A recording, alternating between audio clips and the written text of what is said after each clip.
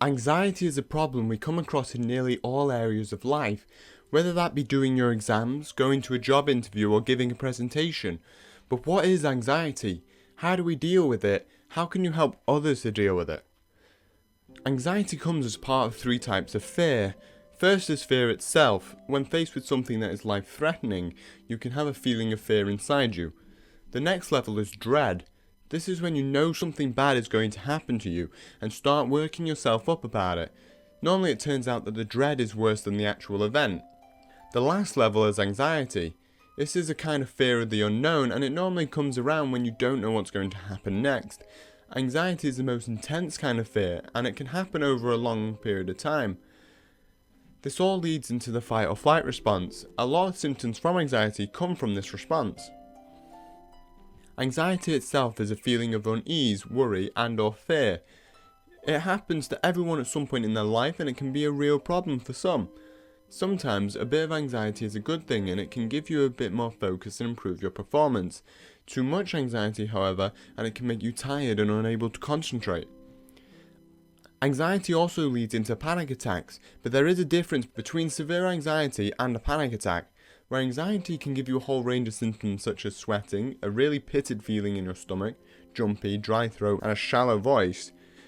But these can all develop into something far more severe and scary, such as a panic attack, and these can give you symptoms such as loss of control, vertigo, sickness, spinning, tingling, cold sweat, shortness of breath, shaking, racing heart, and the list just keeps going on.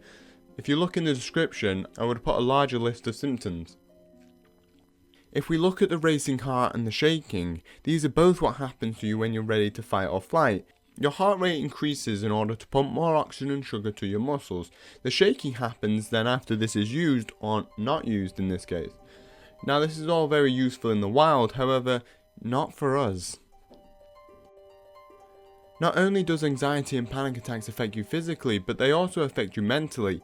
It has been described as feeling like you're being sucked into a vortex. The worst part is that the panic feeds on itself. Your heart rate increases and you get a shortness of breath, meaning that less oxygen is now getting to your muscles and organs, so your heart rate increases even more, thus extrapolating the problem. The most important thing when you're having a panic attack is to try and get yourself out of this panic mode. I know it might sound stupid, but it really is all you can do. As crazy as it sounds, when you're having a panic attack, you need to try and regain your oxygen flow and really focus on your breathing. This will help you calm down and bring you back to a normal state of mind. If this kind of stuff is happening to you, you might want to seek some psychological help or even medical help. If you go down the psychological help, chances are you'll arrive at CBT, otherwise known as cognitive behavioural therapy. A very basic summary is that you talk about your issues with someone and they help you think of it in a different way. This is also used to treat depression, which tends to go hand in hand with anxiety. However, if you end up on the medical route, it is going to be a very, very, very long road ahead of you. Once you have seen a doctor, they can put you on an SSRI, which is selective serotonin reuptake inhibitors. These are generally used above anything else because they have the least severe side effects. You can end up on beta blockers, and if they aren't strong enough, you end up on something called Paxil, which most notably gives you insomnia. But it could also end up on antidepressants, tranquilizers, and pregabalin. What these do is they take away your emotions, sort of level you out. I don't really want to go as far as saying you're a zombie, but it's something similar, kind of like a numbing or being on autopilot. The positive side is that it gives you space to process all the information that is coming your way, just lets you think about the situation properly. Another problem with medication is that you can't just stop taking them when you're ready to end it. You end up with withdrawal. These are the kind of drugs that require a milligram by milligram approach. However, there are alternative ways to solve the problem. Except these are the kind of choices that you're only going to do if you're really serious about recovery. Lifestyle changes such as not drinking alcohol or just drinking significantly less. Regulating the amount of sugar you consume, a really balanced diet, and meditation. These might sound silly. You might be like, I don't see how eating vegetables is going to help me with anxiety, but it really does. It's all about the chemicals, minerals and vitamins inside your body. If you're eating right and exercising right, then you just stand a better chance of being okay. A solution I found out recently is that long distance running is something that can really help you out. At marathon events, a lot of the runners tend to have some issues with anxiety. They say it acts like a pressure release for them, so it might be something worth considering.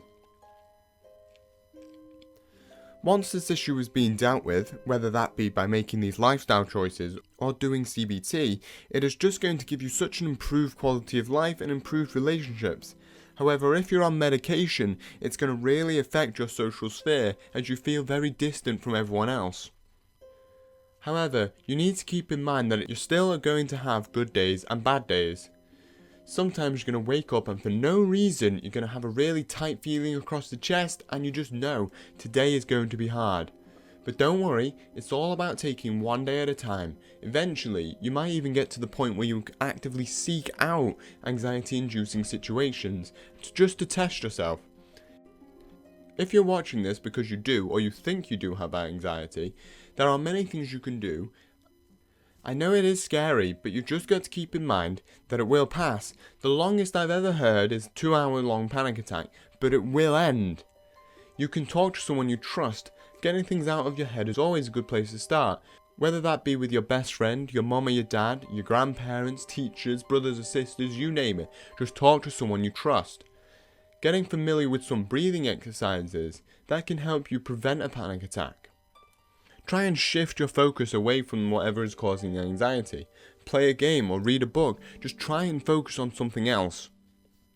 You can create a really upbeat playlist that you can listen to. If you have Spotify, then there are already loads of pre-made playlists that you can look at. Reassure yourself. Say it out loud if you have to. Tell your friends that you're going to be okay. Even use the lines out of Cool Running.